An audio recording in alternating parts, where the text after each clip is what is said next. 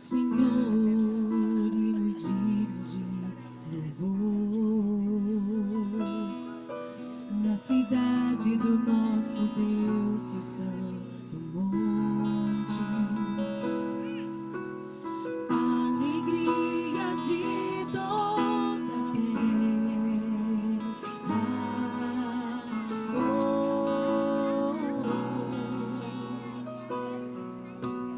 Grande é o Senhor em quem nós temos a vitória, que nos ajuda contra o inimigo. Por isso diante dele nos prostramos.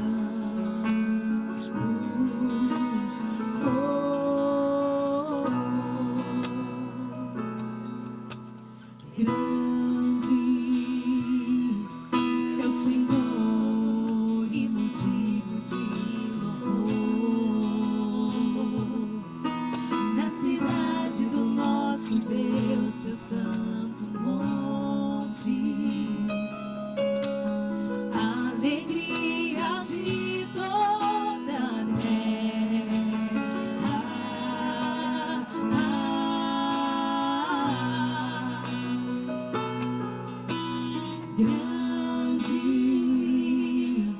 é o Senhor em quem nós temos a vitória,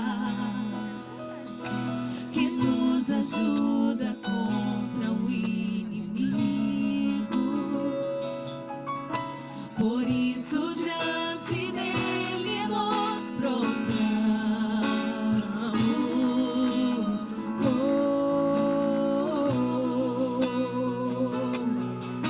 Queremos o teu nome engrandecer e agradecer-te toda a obra em nossas vidas.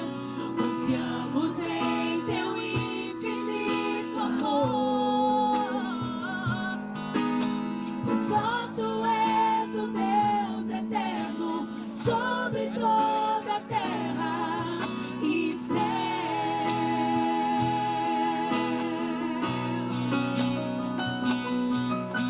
Queremos o teu nome engrandecer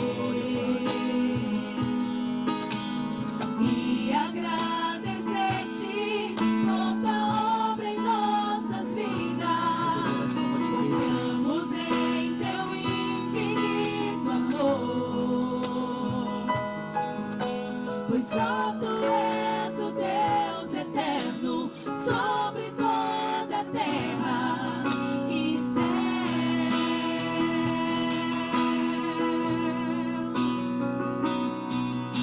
Queremos o teu nome engrandecer e agradecer-te toda a obra em nossas vidas. Confiamos em teu infinito amor, pois só tu és o Deus eterno sobre toda a terra e céu. Glórias a ti, Jesus. Deus abençoe vocês dois. O Senhor está nesse lugar. Amém? E a gente percebe isso. E Ele é fiel. E Ele quer manifestar a vocês dois nessa noite, a fidelidade dele. O mais importante nessa noite é que vocês dois percebam isso, né? A bênção do Senhor sobre a vida de vocês. Eu quero ler um texto e convido a igreja ainda a permanecer de pé para a leitura, que diz assim, está lá em Mateus capítulo 19, diz que vieram a ele, alguns dos fariseus vieram a Jesus e eles experimentaram perguntando: é lícito ao marido repudiar a sua mulher por qualquer motivo? Essa pergunta era uma pergunta maliciosa que os fariseus estavam fazendo a Jesus. Jesus então ele respondeu: não tendes lido que o Criador desde o princípio os fez homem e mulher, e que disse: por essa causa deixará o homem pai e mãe e se unirá à sua mulher, tornando os dois uma só carne. De modo que já não são mais dois, porém uma só carne. Portanto, o que Deus ajuntou, não separe o homem. Mas eles replicaram: por que então mandou Moisés dar carta de divórcio e repudiar? Respondeu-lhe Jesus: por causa da dureza do vosso coração é que Moisés vos permitiu repudiar a mulher. Entretanto, não foi assim desde o princípio. Senhor, ilumine a nossa mente e nos abençoe por intermédio da tua palavra. É a nossa oração em nome de Jesus. Podeis assentar? Edras, Joana. Esse texto, ele tem uma riqueza muito tremenda, porque Jesus, nesse exato momento, ele já estava no fim do seu ministério, foi muito rápido, 3 anos, e ele estava ensinando a sociedade, os seus discípulos, acerca de muitas coisas. Se você olhar o que estava acontecendo atrás, ele ensinou como você se comporta ao pegar um irmão em pecado, fazendo algo errado, como perdoar, quantas vezes eu devo perdoar. Ele falou acerca de impostos, de várias coisas, mas ele não falou sobre o casamento. É interessante que essa pergunta dos fariseus, ela tinha o propósito de, na realidade, fazer que ele tropeçasse em alguma coisa. Então, depois de tudo que ele ensinou, esses fariseus chegam para Jesus com malícia no coração. Mas foi tão tremendo, Deus mudou as coisas, porque Jesus então passa a ensinar acerca do casamento, o que até aqui ele ainda não tinha feito. Então aquela pergunta tornou-se tão importante, o que parecia que era para algo ruim, Jesus trouxe uma coisa tão tremenda. E a gente percebe nesse texto uma coisa muito importante. Jesus está mostrando aqui que o casamento é algo instituído por Deus e que é para ser uma vez só. Essa foi a lição que Jesus ele ensina. O casamento não é uma ideia de uma religião, de um homem, mas ele partiu, nasceu no coração de Deus, e para que aconteça na vida de um homem e uma mulher uma só vez. E Jesus mostra então aqui o casamento em 2 aspectos distintos. Primeiro, Jesus começa a dizer aqui que no princípio o Criador, ele vai dizer, olha, no princípio o Criador, mostrando que a origem do casamento não é como as demais coisas que conhecemos, que em determinado momento da sociedade se viu necessário construir aquele tipo de associação, alguma coisa. Não é produto de um resultado que se perceberam que precisava acontecer aquilo. Não. Quando Deus criou o homem, ele já pensou o casamento. Jesus começa a mostrar que lá na eternidade Deus já pensava no casamento. E ele vai continuando, vai dizendo aqui uma coisa interessante. A primeira menção da criação do homem, quando ainda no Gênesis 1, que é a primeira menção, a Bíblia diz assim que criou Deus, o homem à sua imagem, e ele diz o seguinte, homem e mulher os criou. Em outras traduções, as mais antigas, diz que macho e fêmea os criou. Mas ali ele coloca o homem, a palavra homem, não como sendo esse ser macho, mas como um ser. E esse ser, ele não distingue entre homem e mulher, ele coloca como que se a criação, os dois fosse a criação. Esse homem que ele chama de homem, esse ser, eram os dois. Ele fala assim, criou o homem à sua imagem, macho e fêmea os criou, como sendo um sem distinção. E ele diz aqui, agora Jesus vai dizer uma coisa, que era necessário que o homem deixasse a sua casa e unisse a sua mulher. E os dois se tornariam uma só carne. E é muito difícil para a nossa mente humana compreender como 2, 1. Para mim é que eu vejo 2. Mas Jesus diz, não são mais 2, são 1. Mas eu vou ver sempre 2. Na minha matemática, na minha lógica humana, são sempre 2. Mas Jesus então nos leva lá no princípio. Quando nós retornamos ao princípio, nós vamos entender isso. Porque Deus criou primeiro esse ser macho, o homem. Mas ele ali era um ser incompleto. Ele ainda não era a totalidade da criação. E a Bíblia diz que das coisas existentes, Deus começou a criar todas as demais. O homem, ele pega o barro e cria o homem. Mas a mulher ele faz diferente. Poderia criar a mulher do barro também, mas ele faz de um modo bem diferente. Ele tira um pedaço do homem. Ele vai no homem, retira um pedaço dele. E daquele pedaço, a Bíblia diz que ele então cria a mulher. E aquele homem tomado de um sono, quando ele acorda, ele se depara com aquela mulher e talvez num ato de revelação, ele entende quem é aquela mulher. E ele faz ali o juramento daquele casamento. Quando ele vê aquela mulher, ele diz para ela: você é carne da minha carne, osso dos meus ossos. Ele via nela esse mistério: nós somos um, de mim foi tirado, nós somos uma carne só. Então, ali está o mistério de uma carne. Daquele homem, Deus retira uma parte, a mulher nasce dali, e ele reconhece isso, ele recebe ela em casamento, o primeiro casamento, dizendo: você é parte de mim, nós somos um só. Apesar dessa manifestação parece dupla, logicamente, mas somos um. Mas e vocês dois? Né? Um de tão longe, outro daqui, cidades diferentes. Hoje a internet nos une, né? Nos faz ficar próximos. Nós nos conhecemos pela internet, essas tecnologias boas que temos, gerados de forma diferente, famílias completamente diferentes. E a Bíblia que nos diz assim, deixa o homem a casa do seu pai, se une à sua mulher. Eu quero aproveitar aqui para abrir um adendo desse deixar a casa dos seus pais, para dizer para vocês uma coisa muito importante.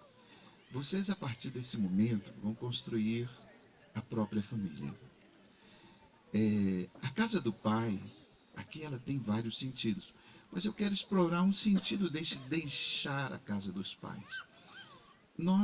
Você, Joana, foi criada dentro de uma família com as suas qualidades, com os seus problemas, e algumas coisas para você, devido a essa criação, é assim que parece ser certo. Edras diferente, foi criado em uma outra família, que talvez aqueles valores que para você eram importantes, talvez para a família dele eram outros valores. E são coisas diversas. Às vezes o jovem é criado, tem família que o jovem larga a toalha em cima da cama, a mãe vai lá e dobra e guarda. Mas tem família que se deixar a toalha na cama, isso é um crime. A mãe bate no menino, se deixou na cama. Então qual que é certo? E às vezes são essas pequenas coisas que a gente quer levar da nossa casa para dentro do nosso casamento. Qual que é certo? Deixar a toalha no banheiro lá jogada para a esposa pegar ou pendurar no varal? Então, esses pequenos detalhes que nós levamos da nossa criação, da nossa casa, e queremos impor um na vida do outro. São esses pequenos detalhes que dividem os casais. E a gente às vezes não deixa a casa dos nossos pais. Nós queremos implantar na nossa família a casa dos nossos pais. É assim que se faz. Terminou de jantar, tem que tirar a louça da mesa e pôr na pia. Talvez na outra casa não era assim. A mãe fazia questão era de tirar. Então, essas pequenas coisas às vezes nos criam tantos problemas. Um casamento e um amor não se acaba por grandes coisas, não.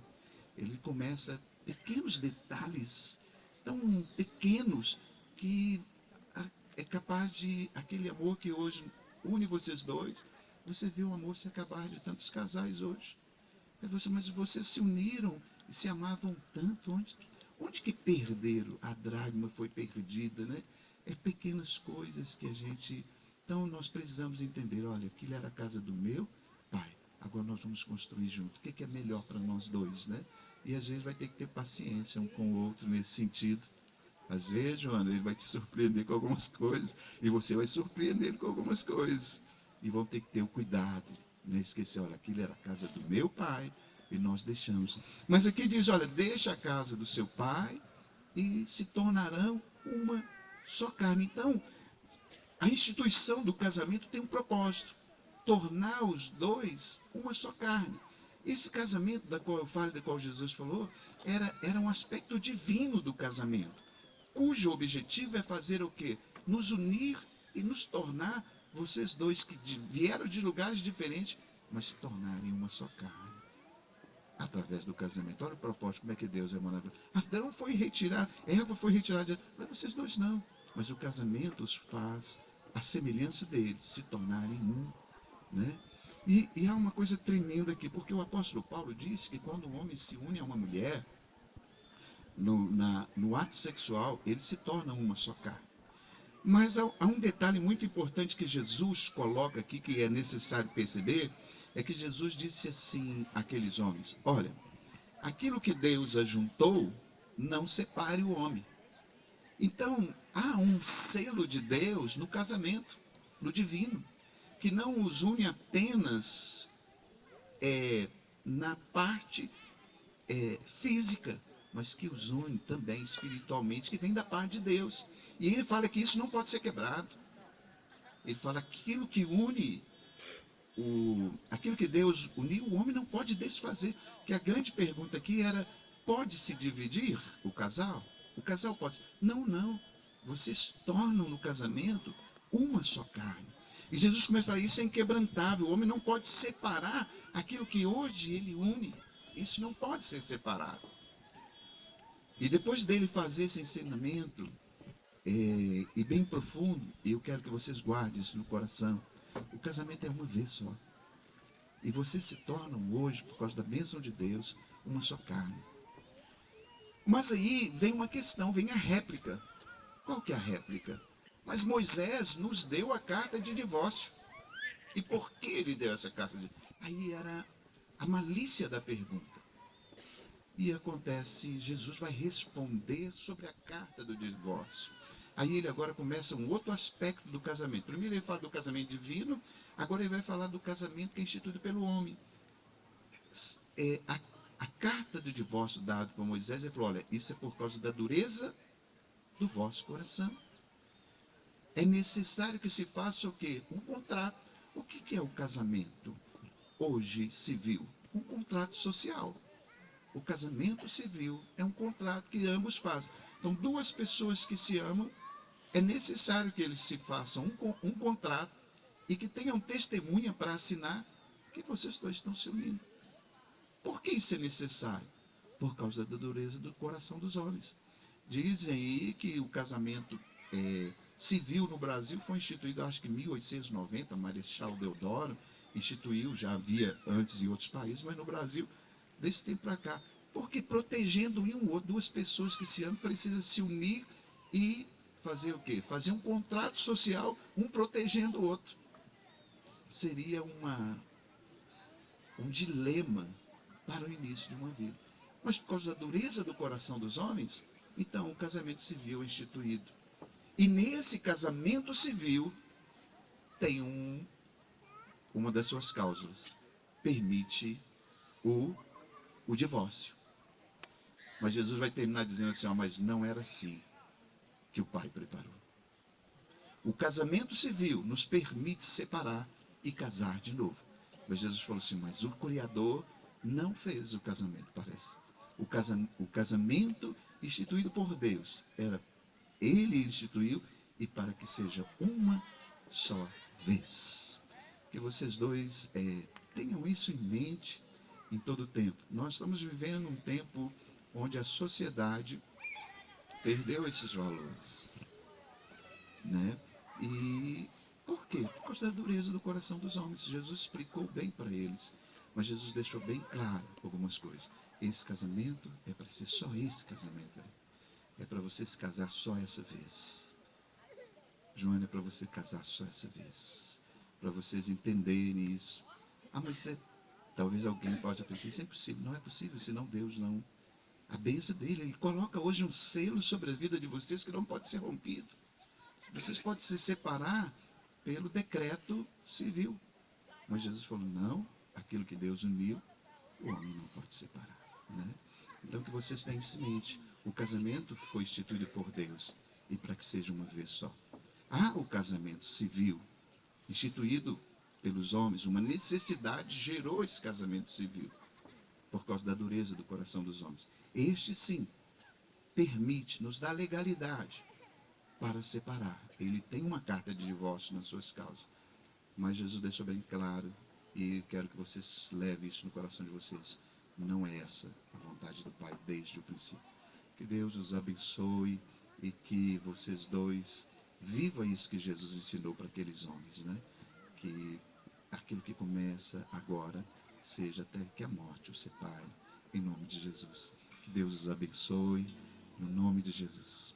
Nós vamos receber as alianças agora e vamos passar para a cerimônia das alianças.